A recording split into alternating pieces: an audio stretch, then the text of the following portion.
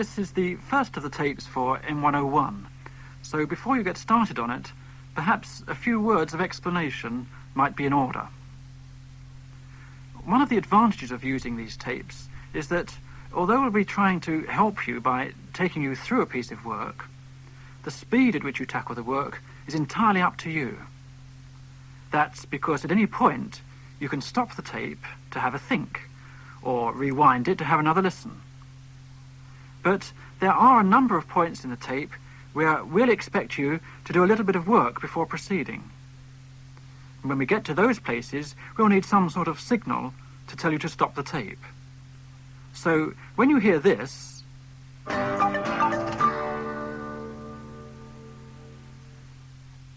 when you hear that jingle, we expect you to stop the tape, and then start it again when you've completed the appropriate piece of work.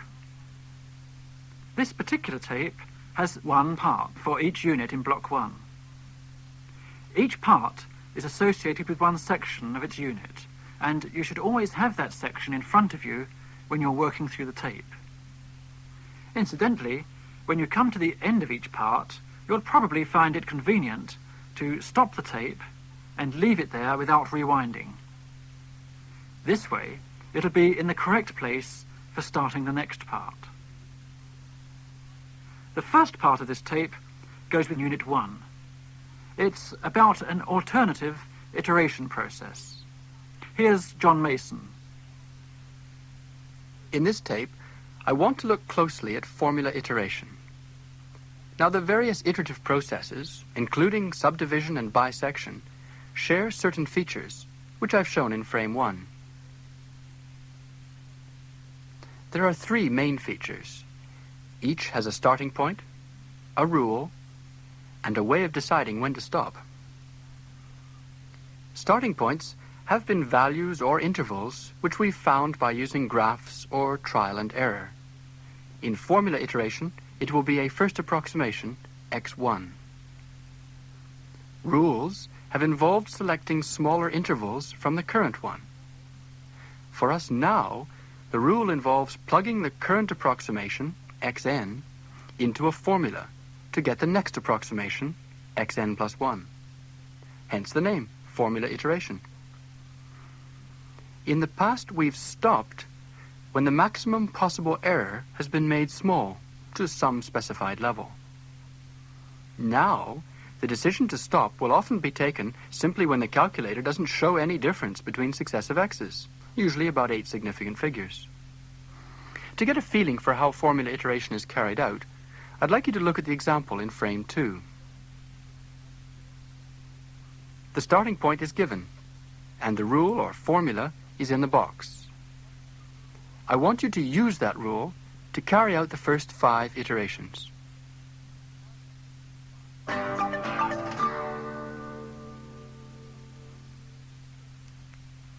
The results that I got are shown in the answer frame, 2A. As you can see, I got the same value for x6 as for x5. But what's the significance of this? Have a look at frame 3. When I fed x5 into the processing box, the rule, out came a value for x6, which was the same as x5. So 2 questions arise. First, what would happen if I went on iterating? More interestingly, when the same values keep repeating, what is the connection between this value and the rule? To help you answer that, there's a suggestion in the box.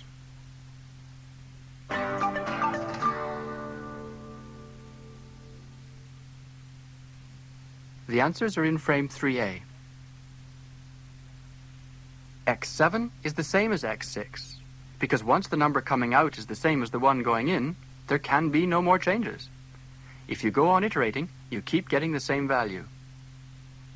Now, using x6 equal to x5, I've substituted for x6 in the formula to get an equation for x5. Multiplying by 2 throughout gives the next line, and after some more juggling, I got x5 squared is equal to 2. So x5 is my old friend, root 2, the positive one. Or at least x5 is an approximation to root 2. Remember, all we know is that x5 and x6 were equal up to the accuracy of the calculator.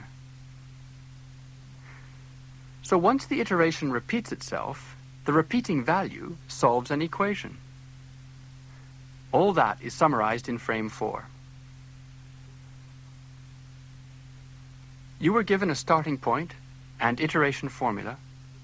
The x's settled down to a single value from some point onwards. We say they converged to a single steady-state value. This number turned out to be a solution of one equation. Thus far, it's a mere mathematical curiosity. But what is interesting is reversing the order of those clouds. Can we start with an equation that we want solved and obtain a formula with which to iterate? In frame 5, there's an example. The equation x squared minus x minus 1 equals 0 was considered briefly earlier in the unit. You may recall it has a solution somewhere near 1.5. So we've got a starting point at least. Now what about a rule? We want a formula. xn plus 1 equals something with xn's in it. We'll start by rearranging the equation as x equals something, then turn that result into an iteration formula. I've shown you two possibilities. In the first one, I've isolated the x term to get x equals x squared minus 1, and then turned that into the formula xn plus 1 equals xn squared minus 1. If we find this process converging, then we'll have a solution to the original equation. In the second rearrangement, I've isolated the x squared term, and then divided through by x to get x equals x plus 1 all over x. And the corresponding formula is xn plus 1 equals xn plus 1 all divided by xn. I'd like you to investigate these two iterative processes. Use 1.5 as your starting value in each case.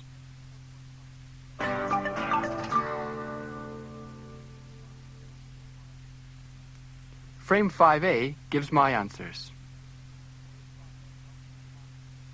The first formula does not converge in the way that our first example did. After some apparently aimless wandering, the values eventually alternate between 0 and minus 1.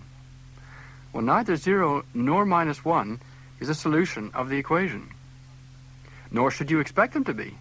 We are looking for a single value that comes out of the formula unchanged. The second formula is more successful. It does converge, but it took rather a long time. Nevertheless, it solves the equation. Now that seems curious, doesn't it? One rearrangement fails to converge, another converges, but slowly. Well, that's characteristic of formula iteration. Sometimes it will converge rapidly, sometimes slowly, and sometimes it won't converge at all. For example, it'll oscillate endlessly between two values. Unfortunately, other behavior is also possible. Have a look at frame 6.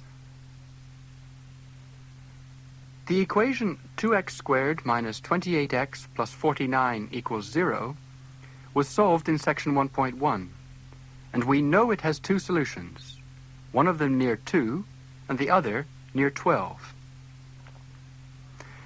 I've written out two possible rearrangements with the corresponding formulae. Try each formula with two starting values. Start both of them with x1 equal to 2, and then do it again with x1 equals 12.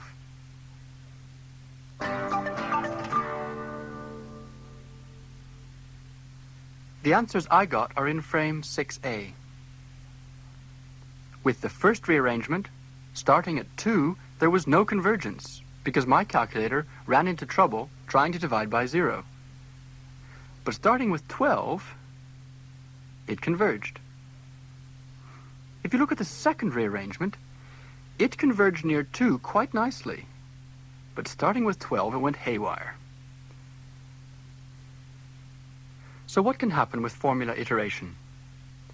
The behavior that we've observed so far is summarized in frame 7.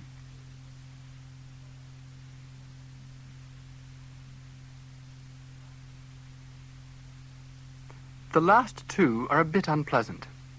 If an equation has two solutions, you'd like a single method to produce them both.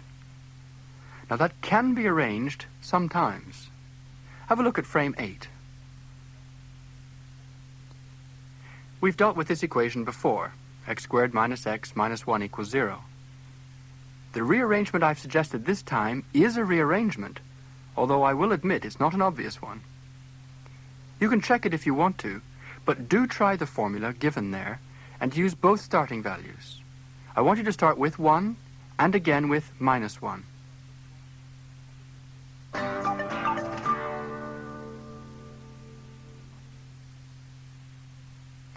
My answers are in frame 8A. This time, the x values converge rapidly near both solutions. So in some cases, it is possible to find a rearrangement that produces more than one solution.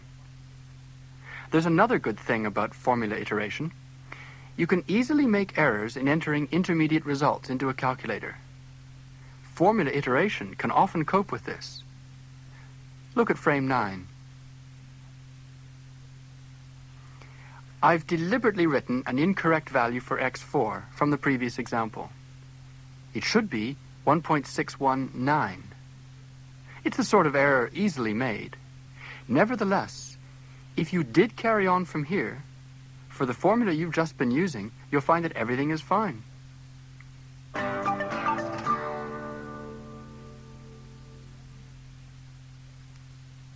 That example showed one of the very nice things about formula iteration. So it's time now to compare it with bisection, and that's in frame 10. You've seen that formula iteration can be quick, but its main disadvantage is that it tends to be unpredictable. As you've seen from our last example, it is, however, fairly tolerant of errors on the way. Bisection, on the other hand, is slow but sure. But if once you make a mistake in the choice of interval, it's game over. Both have a role to play, and in frame 11, I've summarized a technique for solving polynomial equations.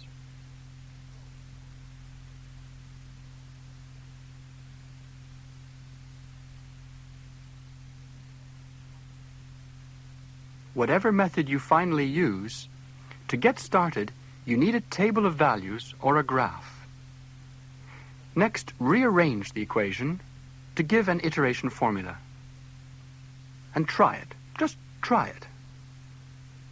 It's worth exploring different rearrangements because formula iteration is so fast when it does work. Finally, if you can't find a rearrangement that converges nicely, then resort to bisection. That's as far as we want to take you with iteration in this block. But there are two outstanding questions, which I've shown in frame 12.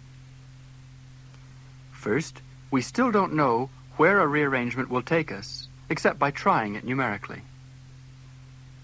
Secondly, we certainly don't know at this stage of the game how to get rearrangements that will work really well, like the one we conjured up in frame 8. You'll find the answers to these questions in the course, but it requires the techniques that you will study when you come to blocks 2 and 3.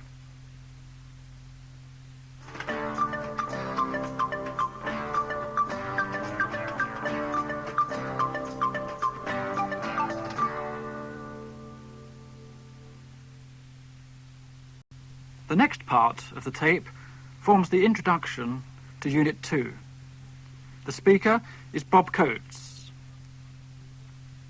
I'm sure that at some time or other you'll have seen patterns made by driving pins into a board and connecting them together with thread. In many of these designs, the pins are arranged equidistantly around a circle, and the pattern looks like a star. Have a look at frame 1.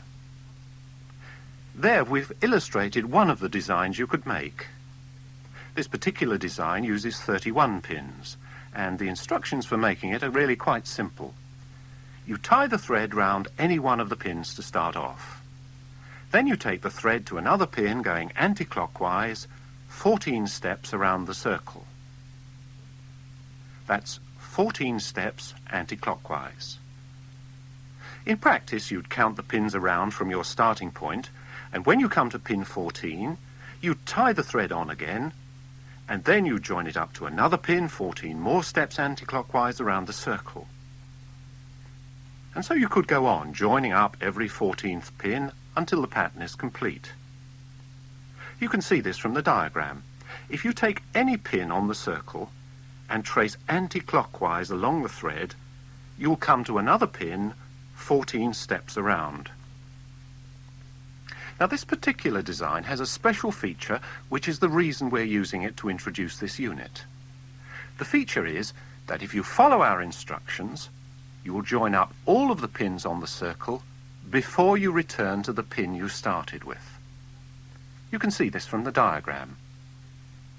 We're not going to ask you to check this for yourself because it would take too long. But in frame 2, we've given you a diagram with just 7 points, representing a miniature version of the design, but having 7 pins. If you start at any pin and take the thread around every 3rd pin, again you'll visit all the pins before you come back to where you started. Check this for yourself by drawing lines on the diagram. A step length of 3 will take you to all of the points before returning to the starting point.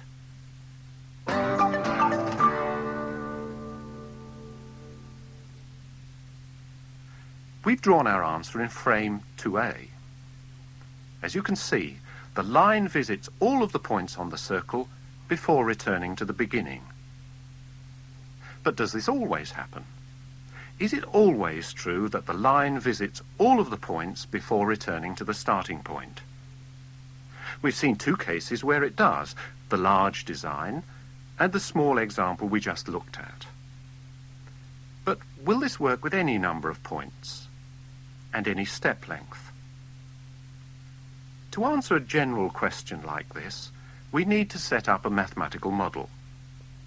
And that's what we're going to do in this section of the unit. But before we start on the mathematical representation of the problem, let's just look at a few more simple examples. Try the ones in frame 3.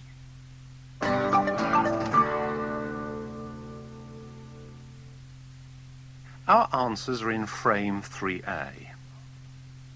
Well, now we know that there are some pairs of numbers where the pattern formed by applying our rules doesn't join up every point. In the first case, with 6 points and a step length of 2, it's fairly easy to see why. Successive step lengths of 2 can only produce even steps, so we'll only be able to visit half of the points. But in the last case, the case 9-6, it's also clear from the diagram that some points are left out, although the reason this time is harder to see at first glance. Clearly, for any particular situation, just like these 4 cases, you could solve the problem by drawing a diagram that would be your model for the situation. But what about more difficult cases? For example, if I asked you about the 276-51 case, you'd need a diagram with 276 points and a step length of 51. It would take you rather a long time, and even then, you wouldn't have a general solution to the problem. What we need for the general solution is a systematic approach which will lead to a more mathematically sophisticated model. To start on this approach, let's work on the 31-14 case, the one we started off with in frame 1. If you look back there, you'll see that the pattern is completely symmetrical. And once it's been completed, there's no way of knowing where it started. On the other hand, once we choose a starting point, the order in which we visit the other points is completely fixed. So we could describe the pattern by listing the order in which we visit the points. To do this, we need a label to identify each point. And the way we choose these labels is shown in frame 4. We select an arbitrary starting point, which we call 0. Then we label the other points from the starting point anti-clockwise around the circle. You'll discover that mathematicians tend to do things anti-clockwise rather than clockwise, just as we measure positive angles in an anti-clockwise direction. Now we can write down a sequence of numbers which represents this particular pattern. The first term in the sequence is 0. The second term is 14, and the third term is 28. Now I want you to continue the sequence by using the diagram to work out the fourth, fifth, and sixth terms.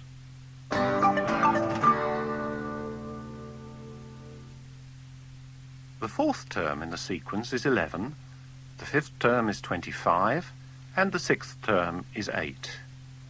That's fairly easy to work out from the diagram. But now suppose you didn't have the diagram in front of you.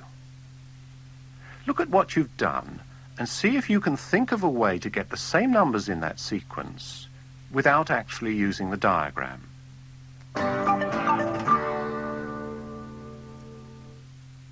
One way of calculating the fourth term in the sequence is like this.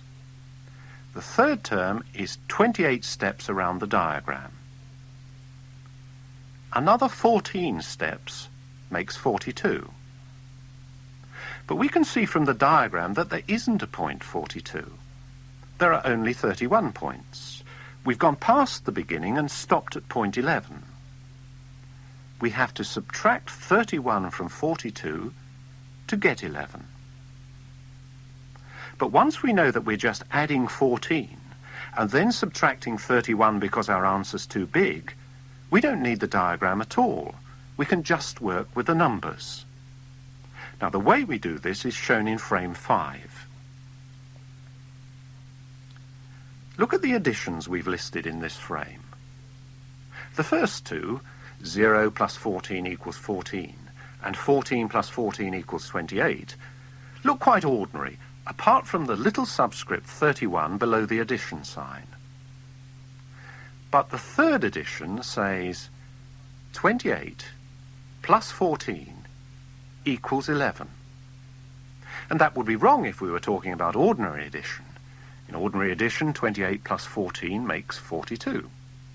But this addition is rather special, and the subscript 31 tells us that. It's called addition modulo 31. Addition modulo 31 means that we start by adding the two numbers together in the normal way as we've done so far, but we want our answer to be less than 31. So if the answer is between 0 and 30, we leave it alone. If the answer is 31 or greater, we subtract 31 to give a new answer that will be back in the range 0 to 30.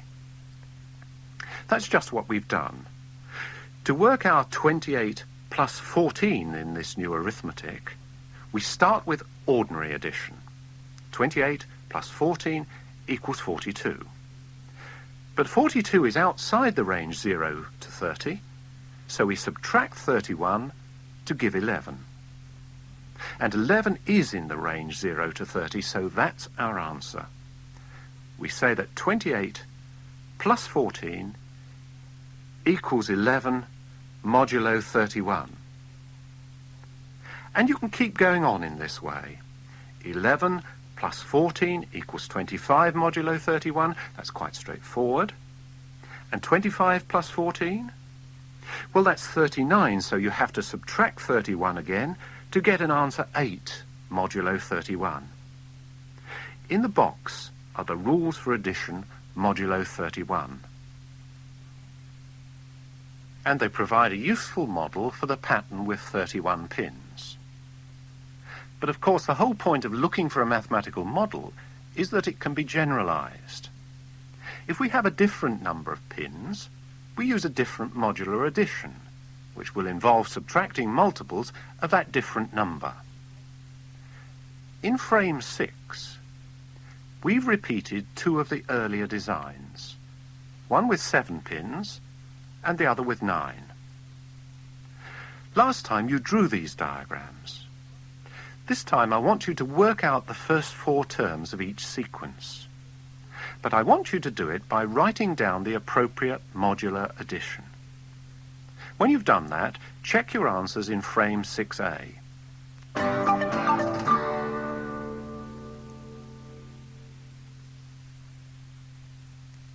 In frame 6A, I want to draw your attention to the first problem, involving addition modulo 7.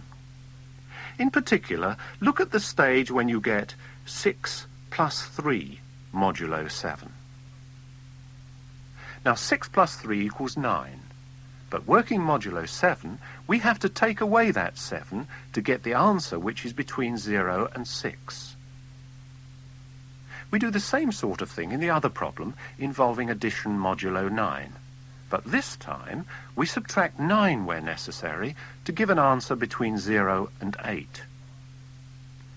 So, modular arithmetic is a model for making patterns with any number of pins. In order to investigate the model further, what we really need is a representation of the arithmetic which will help us to see what's going on. We can use the method shown in frame 7.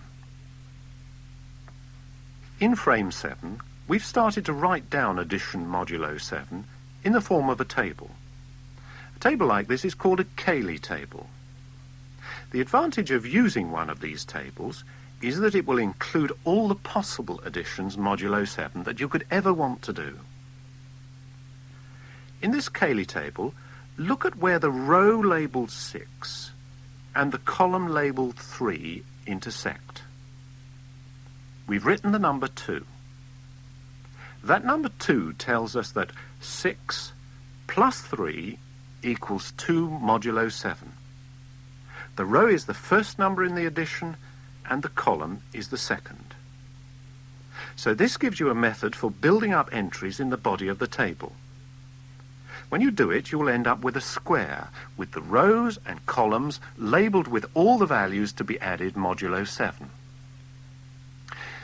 To remind you about that, there's a little plus sign with a subscript 7 at the top left-hand corner of the table.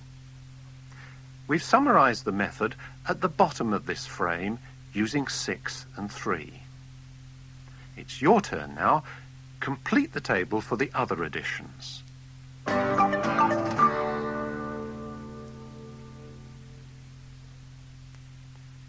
In frame 7, we made the first entry for 6 plus 3 modulo 7. But you should have got an entry for 3 plus 6 modulo 7 in row 3 and column 6. Now 3 plus 6 modulo 7 is the same as 6 plus 3 modulo 7, so every answer is repeated in the table. The reason we use the table in this form is that later in the course we'll want to use the same form of table where the answers are not repeated. So we want to leave space to allow for that in the table. We put together the full table in frame 7A. You should find it quite easy to compare it with your answer because there's a fairly obvious pattern in the numbers. For example, the second row contains the same entries as the first row, but each entry is shifted one place to the left. And in the same way, the third row is like the second row, but shifted one place to the left again. We'll say more about patterns like this later in the unit. But to convince yourself it's not just an accident, look at frame 8 and quickly complete another table for addition modulo 9.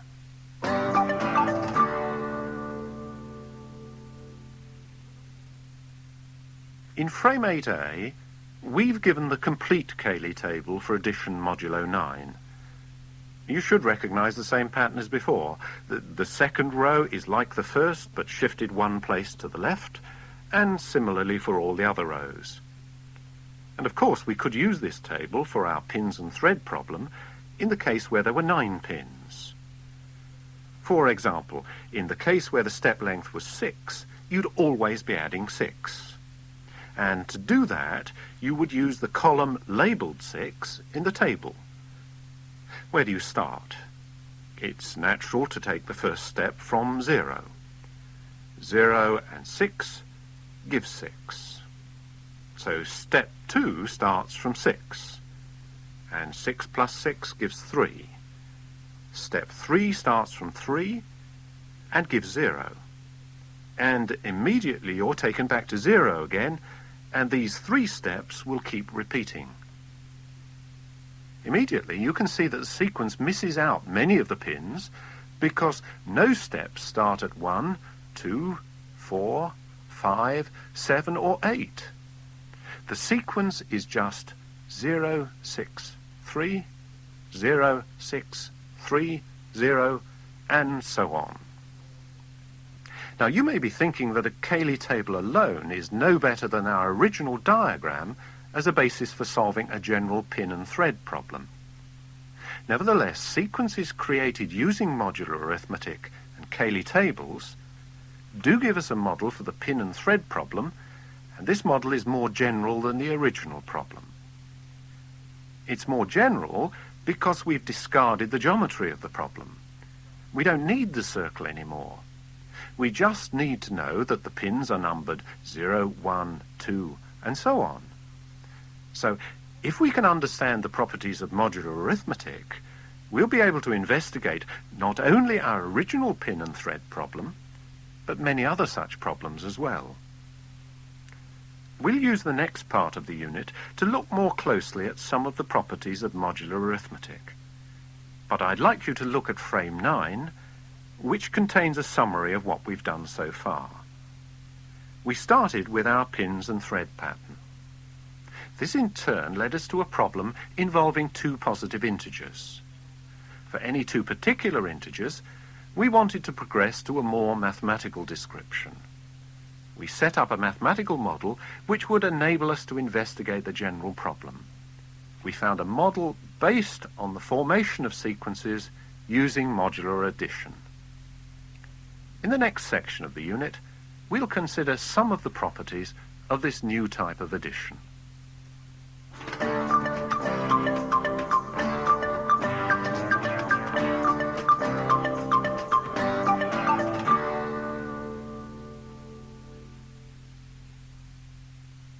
The next part of the tape is associated with Unit 3. It's on the other side of the cassette. The next part of the tape is associated with Unit 3. It's concerned with trigonometry. Here's Bob Margolis. I want to begin by looking at a consequence of the definition of cos of theta and sine of theta. In frame 1, there's a reminder of the definitions. Take the point with coordinates 1, 0, rotate it through theta, and the coordinates of the point you get are cos of theta, sine of theta. Dropping a perpendicular from the point cos of theta, sine of theta to the x-axis gives us a right-angled triangle. Pythagoras' theorem can be applied to this triangle, and we've drawn the triangle separately below. Suppose the sides have lengths A and B. Now the hypotenuse is of length 1. It's the radius of the circle. So Pythagoras tells us that a squared plus b squared equals 1. Now a and b are lengths and are positive, but cosines and sines may be positive or negative, so cos of theta is either plus or minus a, depending on the size of theta, in other words, which quarter of the diagram we're actually in, and similarly, sine of theta is plus or minus b. Squaring these removes the uncertainty. A squared will be cos of theta or squared, and b squared will be sine of theta or squared. Adding cos of theta all squared plus sine of theta all squared is the same as adding a squared plus b squared, which is 1. And this result is usually written as in the box and pronounced cos squared theta plus sine squared theta equals 1. It's worth remembering always that cos squared theta is just a rather curious abbreviation for cos of theta all squared, and similarly for sine squared theta. The result, cos squared theta plus sine squared theta equals 1, will simplify some of the formulas to be derived, and we'll illustrate this by looking at the formula for cos of 2 alpha. The derivation of the formula is in frame 2. The basic formula is cos of alpha plus beta equals cos of alpha cos of beta minus sine of alpha sine of beta. But I think it's more helpful not to read all the symbols, but just the meaning. What the formula says is that the cos of the sum of two angles is cos of the first times cos of the second minus sine of the first times sine of the second. The point is that you're allowed to replace alpha by anything you like, so long as you do it consistently, and similarly for beta. So to get a formula for cos of 2 alpha, which is cos of alpha plus alpha, you can replace beta by alpha in the formula. I'd like you to do the two problems in the box. Firstly, replace beta by alpha in the formula, and secondly, use the result that cos squared of any angle plus sine squared of that angle is 1 to get a formula with only coses in it.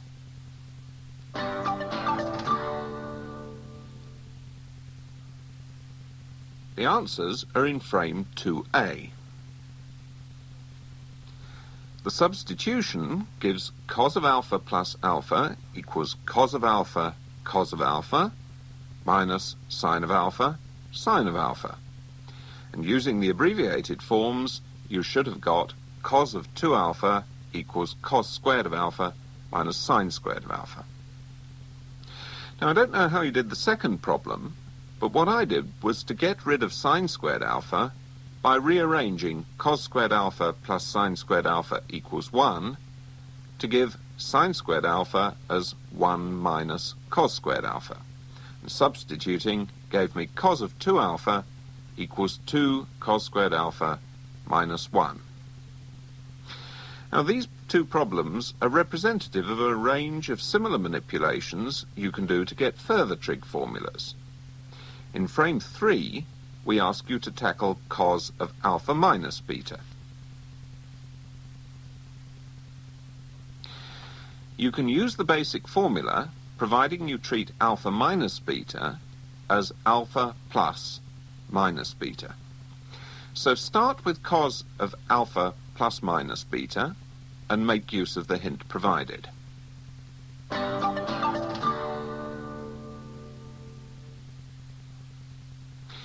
The answers are in frame 3A.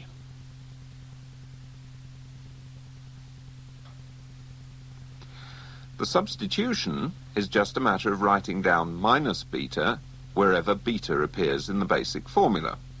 The first term, cos of alpha cos of minus beta, gives no problem, because cos of minus beta is equal to cos of beta. But when you replace sine of minus beta by minus sine of beta, your second term becomes plus, to give cos of alpha minus beta equals cos of alpha cos of beta plus sine of alpha sine of beta. This technique that you've just used will enable you to derive other trig formulas for differences of angles, but so far we do not have any formulas for tangents. But they can be derived from the formulas we do have. In frame 4,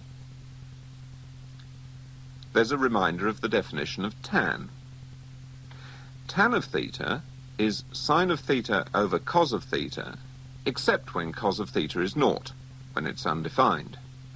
Applying this general definition, tan of alpha plus beta is sine of alpha plus beta over cos of alpha plus beta, provided, of course, that cos of alpha plus beta isn't naught. Now I want you to work out formulas for tan of alpha plus beta. Firstly, by writing out the formulas you know for cos and sine of alpha plus beta, you can get a formula in terms of cosines and sines. Secondly, by dividing your answer to part 1 by cos of alpha times cos of beta, you can get a formula in terms of tans.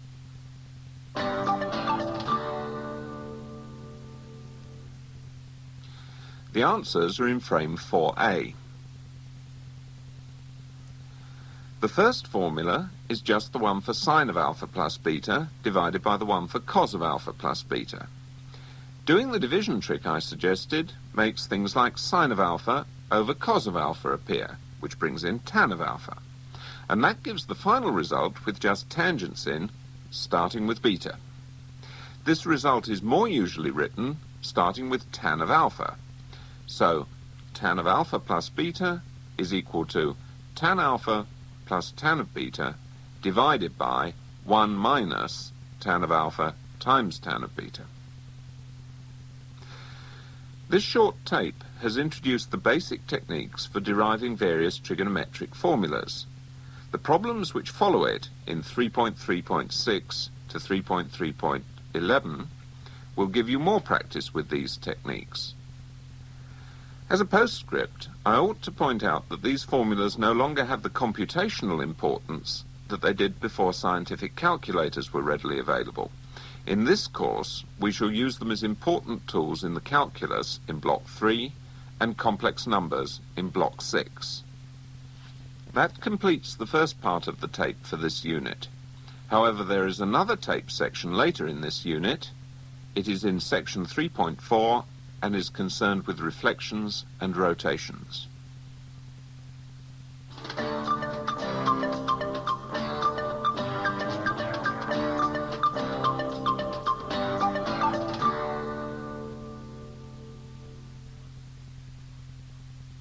We'll start by looking at the two reflections you know about already. Frame 1 shows a triangle with coordinates given for its vertices. I'd like you to sketch in what happens if it's reflected in the x-axis and then the result is reflected in the y-axis.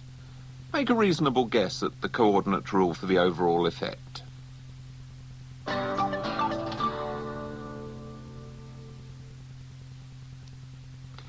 The answers are in frame 1A. The easiest way of finding the coordinates is to use the two rules we have for the reflections. So, for example, 6, 2 has the sign of its y-coordinate changed by reflection in the x-axis, giving 6 minus 2, which in turn has the sign of its x-coordinate changed by reflection in the y-axis, giving, finally, minus 6 minus 2. The overall effect of the two reflections is to change the signs of both coordinates. xy maps to minus x minus y. Now, what sort of geometrical transformation is this? One way of looking at it is as a dilation with scale factor -1, but this isn't very helpful for our purposes. Frame 2 shows another possibility, a rotation through pi about the origin. I hope you can see that it has the same effect as the two reflections. So our two successive reflections do the same thing as a rotation, and we'll use this connection between reflections and rotations to find the general formula for a reflection. Frame 3 introduces the notation that we'll use. You've already met rotations through an angle theta, and you've already seen the notation r sub theta and its coordinate form. We're looking for a formula for a reflection in a line, but it has to account for the line being at an angle theta to the x-axis. That's the transformation we'll call q sub theta. The task is to find the coordinates of xy after applying the reflection q sub theta. We begin in frame 4. The line of reflection is at an angle theta. The point P is reflected by q sub theta to P dashed. Suppose OP is at an angle phi to the positive x-axis. What about the angle between OP dashed and the x-axis? I'd like you to find this angle by answering the first two questions in the frame, and then go on to find the angle POP dashed.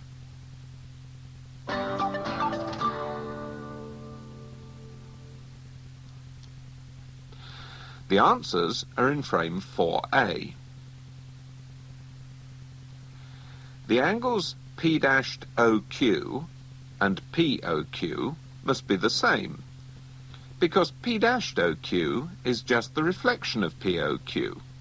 If the page was folded along OQ, P and P dashed would coincide. We'll look at the angle between OP dashed and the x-axis in 3 bits. Theta minus phi for each of P dashed OQ and POQ, and phi for the 3rd bit. Total, 2 theta minus phi. And that gives us the answer to question 2. For question 3, POP dashed is just 2 lots of theta minus phi. Now, what about 2 successive reflections? Look at frame 5. Here are 2 reflections, one about a line at an angle alpha, and another about a line at an angle beta. The diagram shows P being reflected to P dashed by Q sub alpha, and then P dashed being reflected to P double dashed by Q sub beta. Use the results obtained in frame 4A to answer the 2 questions in this frame. You may find it helpful to draw separate diagrams of the 2 reflections.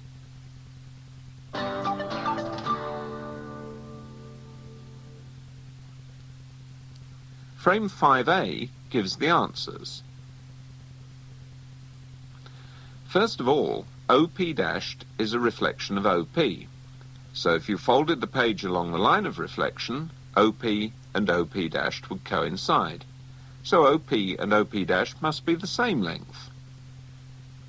By exactly the same argument, OP dashed and OP double dashed are the same length. So OP double dashed equals OP. Next, the angles. The angles associated with the first reflection are calculated just as in frame 4A, but with alpha instead of theta. The angle between OP dashed and the second reflection line I got by subtracting from beta, but you could equally well have got it by repeating the argument in frame 4A. The top angle is just the same as this last angle because it's a reflection. Adding up the angles we want, the angle P double dashed OP turns out to be twice beta minus alpha and doesn't involve phi at all. Wherever P is, P double dashed will always be the same amount, twice beta minus alpha, further round. And look at those lines of reflection. Beta minus alpha is just the angle between them. So under the combined reflections, the algebra just done shows that OP moves through an angle equal to twice the angle between the reflection lines. So wherever P starts, the line OP swings through a constant angle twice beta minus alpha, and the distance of P from the origin doesn't change. Now that's exactly what a rotation through twice beta minus alpha about the origin does. Using our notation, the reflection Q sub alpha followed by the reflection Q sub beta is equivalent to the rotation R sub twice beta minus alpha. And that's our connection between reflections and rotations.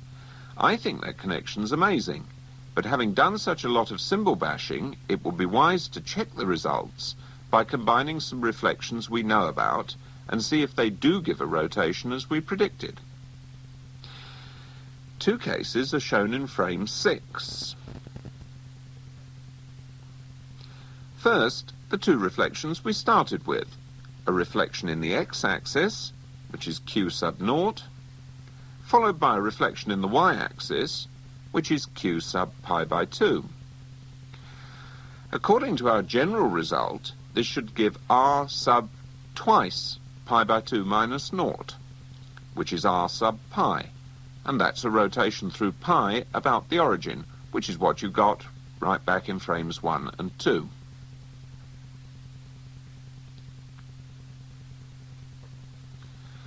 Secondly, a repeated reflection in the same line should get you back exactly where you started. According to the formula, Q sub alpha followed by Q sub alpha is R sub twice alpha minus alpha, or R sub naught, which is a rotation through an angle 0. which is a rather involved way of saying stay put. These checks are reassurances that the result is at least reasonable. Q sub alpha followed by Q sub beta is the same as R sub twice beta minus alpha. The problems which follow use this basic result to obtain the general coordinate rule for a single reflection.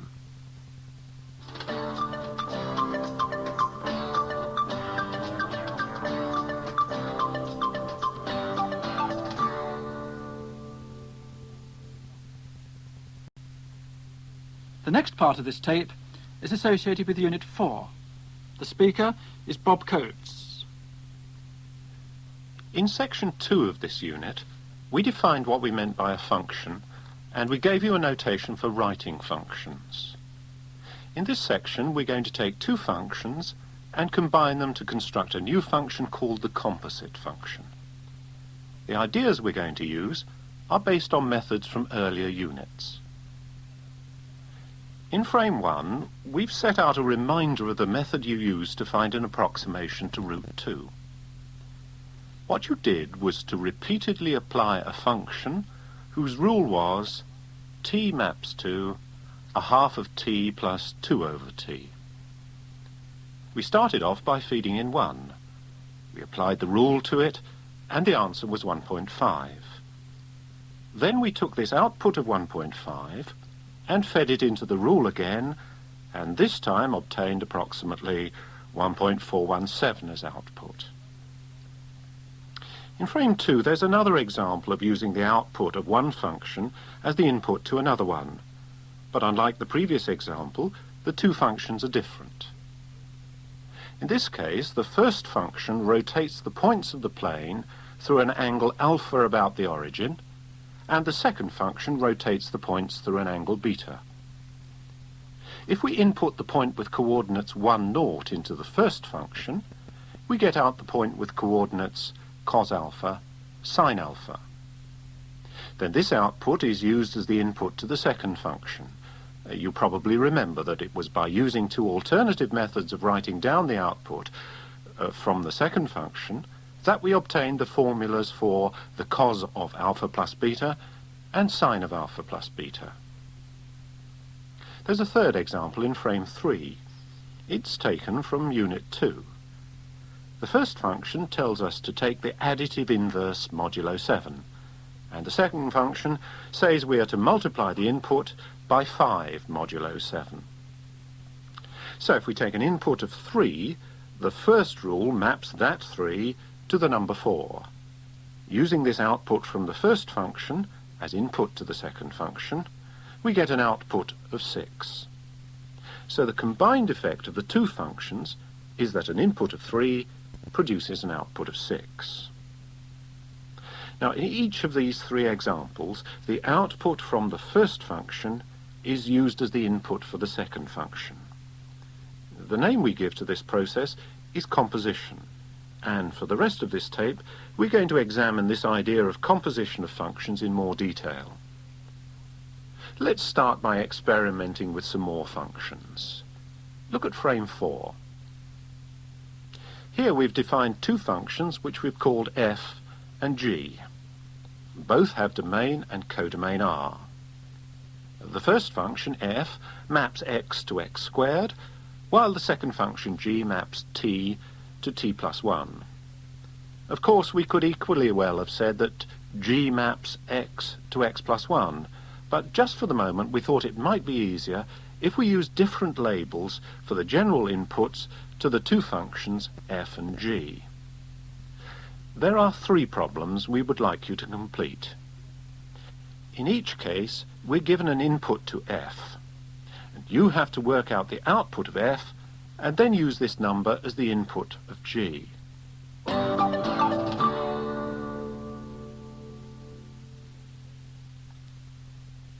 The first composition in Frame 4 starts with an input of 4. The output of f is 4 squared, or 16, and inputting 16 into the second function gives an output of 16 plus 1, that's 17. The second composition has an input of 3. So the output of F is 9, and feeding 9 into G, we have a final output of 10. The third example also has an output from F of 9, and so its final output is 10 also. In frame 5, we've set exactly the same 3 problems, but this time we've used function notation instead of process boxes. So in the first problem, applying F to the number 4 gives an answer 16. We now want to apply G to this value. We want to apply G to F of 4. And F of 4 is 16, and G of 16 is 17. Fill in the brackets in the other 2 problems to get the function notation for the other 2 compositions from frame 4.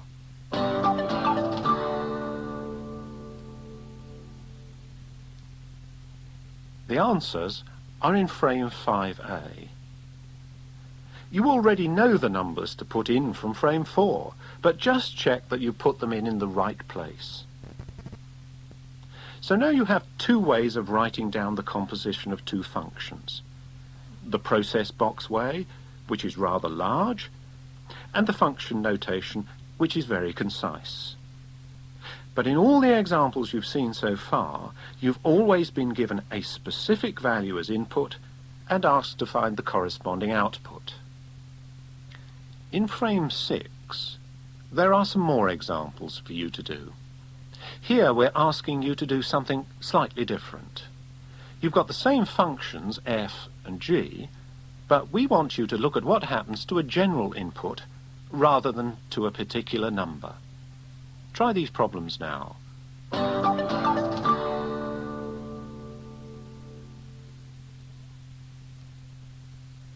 The answers are given in frame 6A.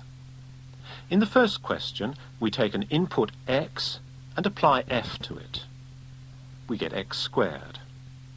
Now if we input x squared into g, what happens? Well, for any input, g simply has the effect of adding 1. So the final output is x squared plus 1. In the second question, we've used the same functions, but with g first, followed by f. If we feed t into g, the output is t plus 1, because g just adds 1. Applying f to the result squares things, so that the final output is t plus 1 all squared. We've summarized these 2 results lower down in this frame. The first problem started with an input x, and the result of the composite rule f followed by g is x squared plus 1. The second problem starts with an input t, and the output of the composite rule g followed by f is t plus 1 all squared. Now turn to frame 7. We want you to rewrite the results of frame 6 in function notation. Fill in the spaces in frame 7. Remember, you've done all the calculations in frame 6. Here you're simply rewriting the same results in a different notation.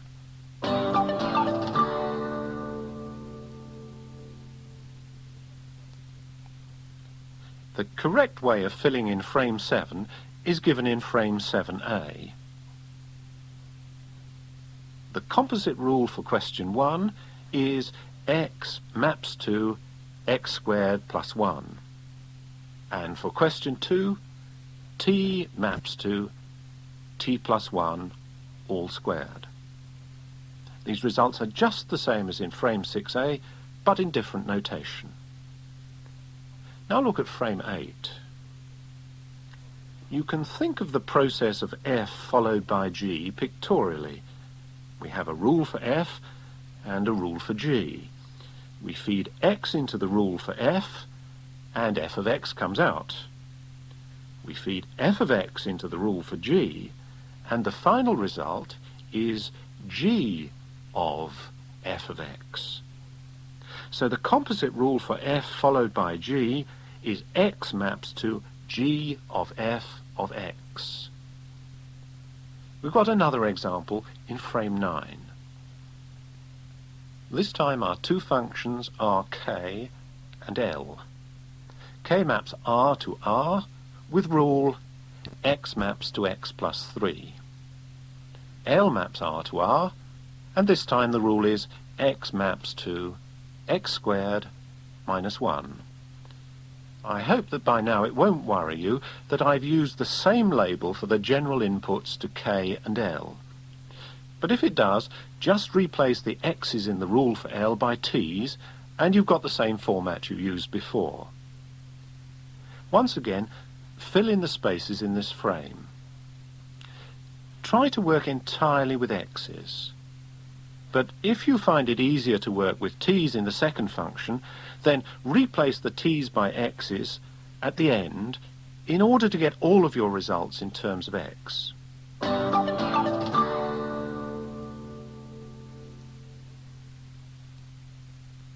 The answers are given in frame 9a. In the first problem, we have to decide where x goes to under k first of all. Well, the rule says x goes to x plus 3 under k. Now what happens if we apply L to the result? Well, L takes anything fed into it, squares it, and then subtracts 1. So when we feed in x plus 3, we get x plus 3 all squared minus 1. We've written this result in function notation underneath, and we've also worked out x plus 3 all squared minus 1 at the end. So the final result is x squared plus 6x plus 8. So the composite rule in this case is x maps to x squared plus 6x plus 8. From the algebra, the composite rule is obtained by replacing each x in the second function L by x plus 3, which was the output from the first function k. The second problem is similar, but this time we apply L first, followed by k. From an input x, the output of L followed by k is x squared minus 1 plus 3. And removing the brackets, this is x squared plus 2. Well, that's all very well. We've taken two functions and we've constructed a composite rule from them. But what we'd really like to do is to construct a function from our two functions. Now, before we can talk about a function, we not only have to give a rule, but we must also give a domain and a codomain. Have a look at frame 10. In the large box, we've got a picture of the composite rule f followed by g, and you can see that we've broken it down into two stages. We've got a rule for f, which we apply first, and then a rule for g. Now, what sort of x can we feed into this composite process? X must be suitable for processing by f, and that simply means that x must belong to the domain of f. So we can feed anything into the composite processing box that's suitable for f. In other words, the domain for the composite must be the same as the domain of the first function f. Well, that deals with the domain. But what about the output? In other words, what about the codomain?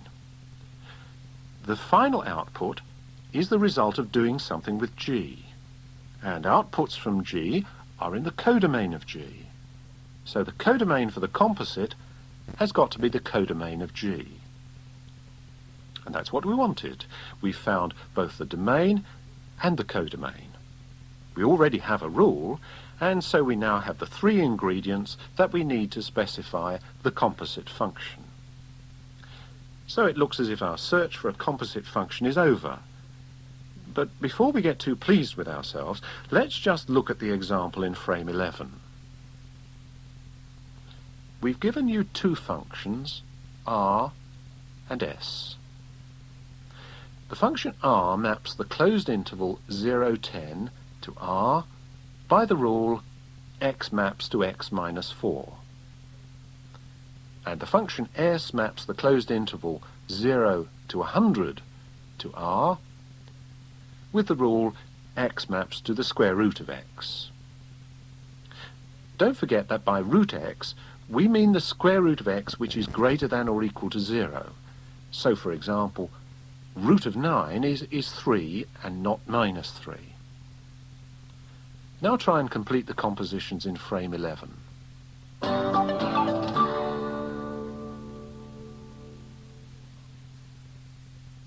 First part of the answer is easy enough. Under R, 8 maps to 4. And then we apply the square root function s, so 4 maps to 2. But we get into trouble with the second problem because 3 maps to minus 1 under the action of R. And when we try to apply s to the result, we're in trouble because we can't find the square root of minus 1. In fact, minus 1 isn't in the domain of s, so we're not allowed to use it as an input to s. Even worse things may happen, as you can see in frame 12. Here we've 2 perfectly respectable functions, but the outputs of f are all negative, so no member of the image set of f belongs to the domain of G. But even the presence of one exceptional element creates problems enough for us. So either we'll have to change our minds about the domain of a composite function, or we'll have to rule out forming composites unless all the outputs from the first function are suitable inputs to the second function. In fact, we'll take the second choice. That's illustrated by the diagram in frame 13. We're only allowed to form composites when all the images of the first function are in the domain of the second.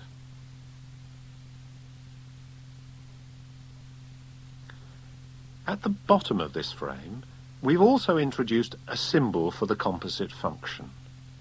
The symbol we use is G circle F. Now, it might seem unusual that a composite function which uses f first should have a symbol with f last in the usual reading order. But there's a logical reason for this. It's because we write x on the right-hand side of the function symbol.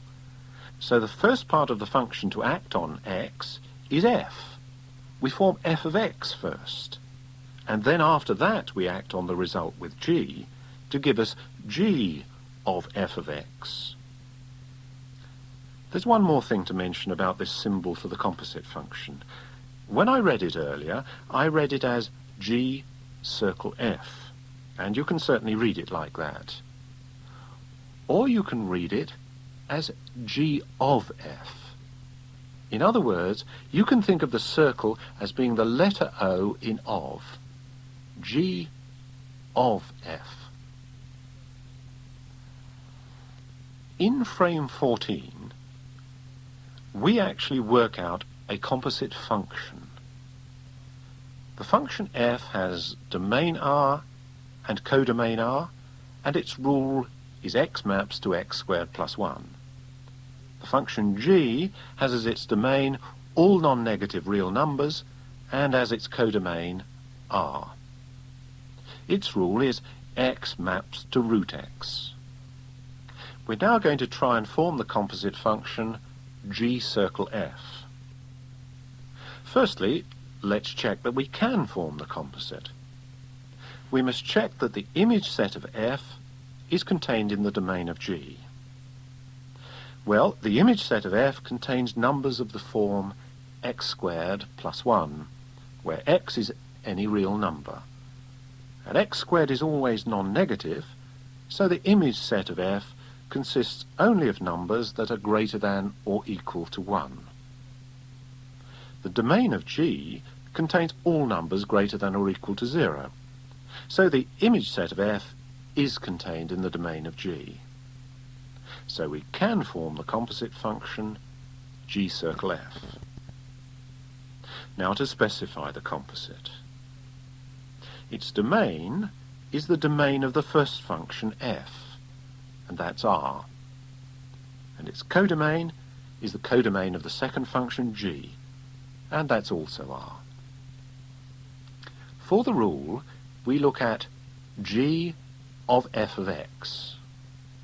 That's g of the quantity x squared plus 1, which is the square root of x squared plus 1. So the rule for the composite G circle F is x maps to the square root of x squared plus 1. In frame 15, we've given you an exercise to try. You're asked to explain why the composite Q circle P can be formed, and then to specify it completely. The steps are just the same as in frame 14.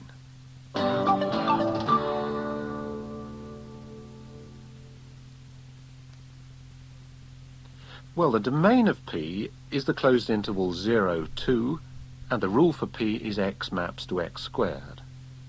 So the image set of P is the closed interval 0, 4. The domain of Q is 0, 9. So the image set of P is contained in the domain of Q. Hence we can form the composite Q circle P. The domain of the composite is the domain of the first function, P. That's 0, 2.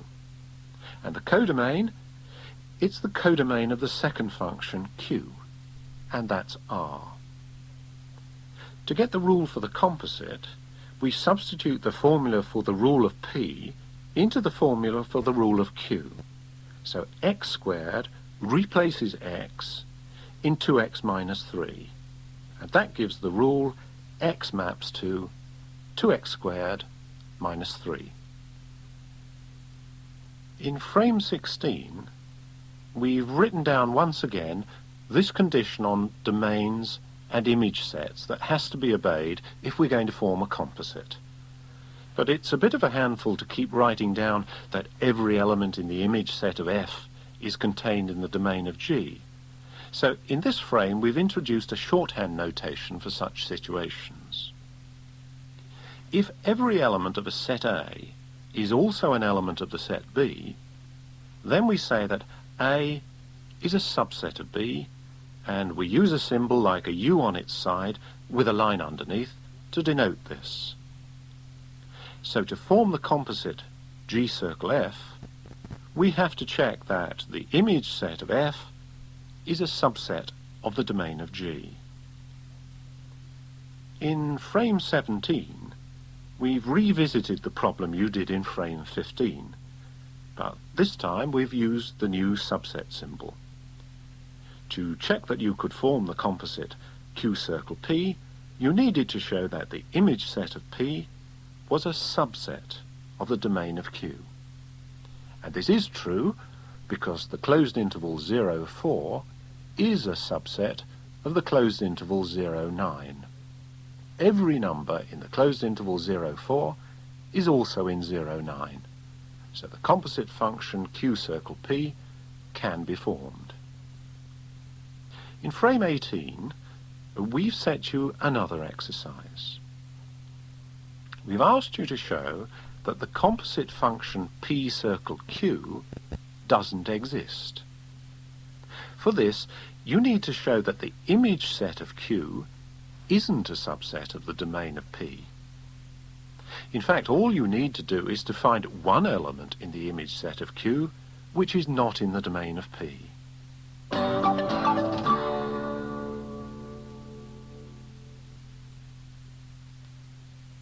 For this exercise, we need to find an element in the image set of Q which is not in the domain of P.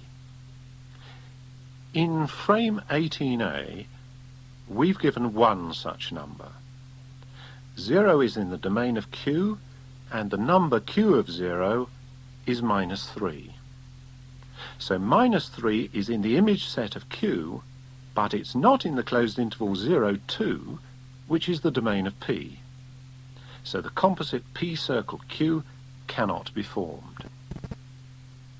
Now minus 3 is not the only number in the image set of Q which isn't in the domain of P. You may have chosen another number, but remember, just one exception is enough to show that the composite doesn't exist. In frame 19, we've summarized this section. It tells us how to specify the composite formed when F is followed by G, and also it gives us the condition for such a composite to exist. And we've expressed this condition using our new subset notation.